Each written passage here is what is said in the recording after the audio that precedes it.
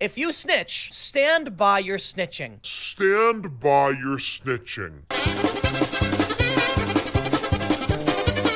Day 49. And this inspiration comes from Tim Pool's latest video, or his last one of the day. It's about people snitching on their neighbors or local businesses. Of course, in my opinion, that is a bad thing to do. It is.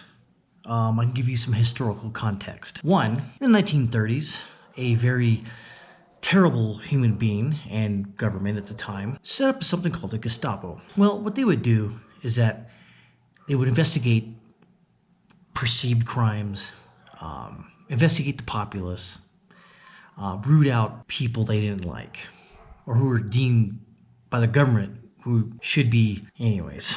But the investigative arm of the Gestapo was very small compared to the bureaucratic arm, which was very large. What they would do, obviously, investigate crimes that neighbors and other people would snitch on other people. For instance, let's say you didn't like your next door neighbor. Well, you would say, I saw a Jewish flag in his window, and you would tell the Gestapo that, and they would investigate it. Well, a lot of people were doing this because either out of fear or they just didn't like their neighbors. So they investigated, and a lot of times they found out that these reports were unfounded. So what did that neighbor do? Well, he knew that possibly that his neighbor didn't like him. And it was just a snowballing effect, and it just got real weird. So they spent most of their time investigating a lot of false claims. And unfortunately, their investigations found out that they found people that they could put away. And it was a terrible time. Now, I'm not want to say that this is any sort of equivalency. Kind of, it's sort of in the same ballpark. This comes from Missouri. It's personal information from 900 St. Louisian tipsters exposed on social media. Documents with names of the people who reported stay-at-home violations are being shared online. One tipster said she won't count on the county's help again. St. Louis County, Missouri. A spree of social media posts this week warned that the St. Louis County released the information it got from people who reported businesses in violation of the stay-at-home order. Snitching. The document released in response to the Sunshine Law request included names and contact information of the people making the reports. In their messages, some asked for anonymity. Hate that word. Anonymity. Whatever. Point is that they asked for it, they weren't required to give it, and they didn't because of sunshine laws. Posts and comments in response to the document invited retaliation against alleged retaliation.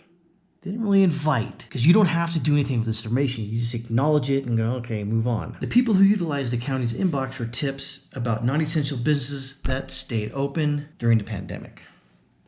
The I-Team's PJ Randhawa talked with a woman whose tip was among those released. Patricia asked that we not use her last name because she fears that what someone might do with the information in the document. More often than not, no one's going to do anything. They're just going to pull their kids in a little tighter and move away from you and not talk to you about sensitive information about something because you can't be trusted, obviously, with information. We're in a society where we're doing what's right according to you, Karen. Doesn't always get rewarded. Oh, so you were expecting a reward from this. Huh. Interesting. Karen, has lupus. Two other people in her house have an autoimmune issues. We have to be extra careful because we don't have the strength to fight this, she said. I saw a lot of businesses that were not essential that were open, according to Karen and her legal team. And the lines outside parking lots filled as if it didn't matter to them. And that was kind of frustrating. Stay frustrated and stay at home. Stop stitching. Well, Patricia did exactly what St. Louis County intended. Yeah, New York City and the mayor, Bill de Blasio, did the same thing, but their inbox got flooded with dong pics and a bunch of memes, which is good. It established 2 ways for people to submit tips on non-compliant businesses. County government announced that the creation of the online form and a dedicated email address for those tips in the last week of March. In a little over a week, those channels received more than 900 tips from the public. The released documents show.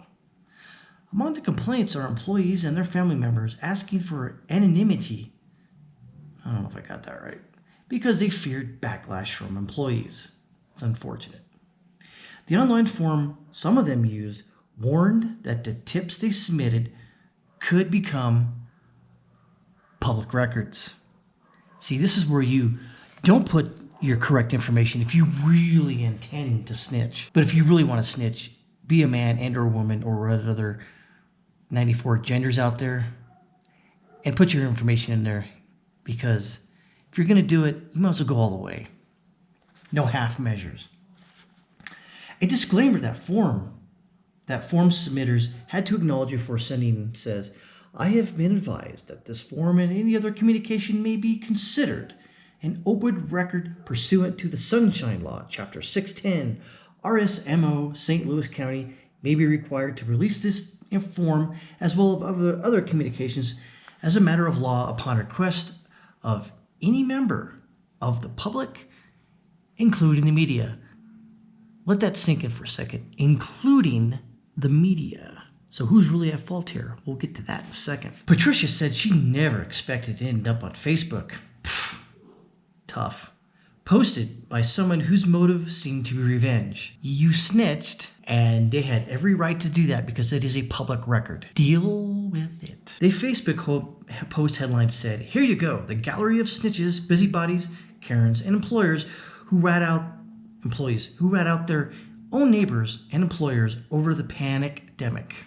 A person whose Facebook profile named is Jared Tosh told the I-Team that he posted the documents knowing that there might be consequences for the people named within. If they were worried about retaliation, then they should have read the fine print, which stated their tips would be open public record subject to a sunshine request and should not have been submitted tips in that manner to begin with. I released the info in an attempt to discourage such behavior in the future. Jared Tosh declined a phone and or video interview. When asked how he felt about the possibility that someone who reported a business might lose their job, Tosh wrote, I'd call it poetic justice. Instant karma. Tastes good, by the way. A dose of their own medicine. What goes around comes around. They are now experiencing the same pain that they themselves helped to inflict on those that they filed complaints against. That's exactly the attitude Patricia concerned now. I'm not only worried about COVID, I'm worried about someone showing up at my door, showing up at my workplace, or getting me fired for doing what is right, according to this Karen. She's not a lawyer. St. Louis County told the I-Team that they released the information to a broadcast journalist first, by the way, in response to the Sunshine Law request. Jared Tosh wrote in his original Facebook post that he had filed a Sunshine Law request for the documents, but later stated that he reposted them from a different group that published them first. 6-1, half dozen the other. Better, dude. The Missouri Sunshine Law gives the public, the media the right to request records made or received by any public agency, with some exceptions. Among those exceptions is a clause allowing tips to municipal hotlines about abuse and the wrongdoing to be withheld. But the county's review of the request found no reason to withhold information about who sent the tips.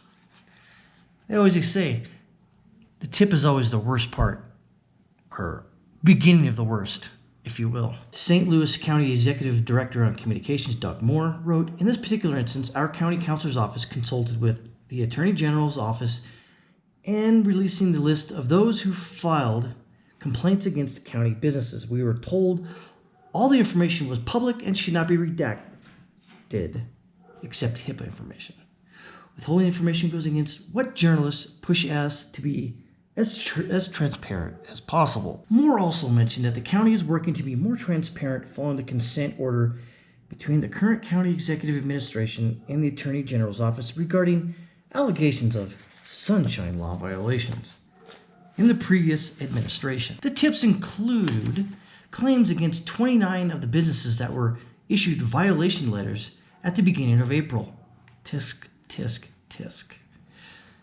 See, all you're doing is punishing the business's bottom line. And I think that's all this Karen really cares about, barring her medical concerns for herself and her family, she should have thought about other people first before thinking about yourself. Patricia believes there's a reason to redact information, like the sender's names for messages like these. She also has a message for the people spreading the document around the internet. What did you get out sharing info on to make people like you stop snitching on your neighbors and businesses? That's it. It's asinine, and I have to question whoever shared the list. What were your motives? Well, the motives were to get you to stop doing your BS, and that may have happened. In the end, she said she's learned a hard lesson. When there's something that happens next time, I'm not going to feel safe or protected enough to call the local authorities. And 90% of the time, you shouldn't. I know I've said in the past where in some instances you got to trust the government to a certain extent. This is not one of those times. Especially narking, busybodying, carrying, snitching on local businesses, neighbors, etc. All you're doing is fattening coffers of the government. What are they going to do? We're going to stop that. And so what did you do now? You set a precedence now. Hopefully this law doesn't get changed, but if it does, then anybody can start snitching like the people did in the 1930s in a Central European country, snitching on your neighbor. Is that American? I think not. That's day 49. And I will see you tomorrow.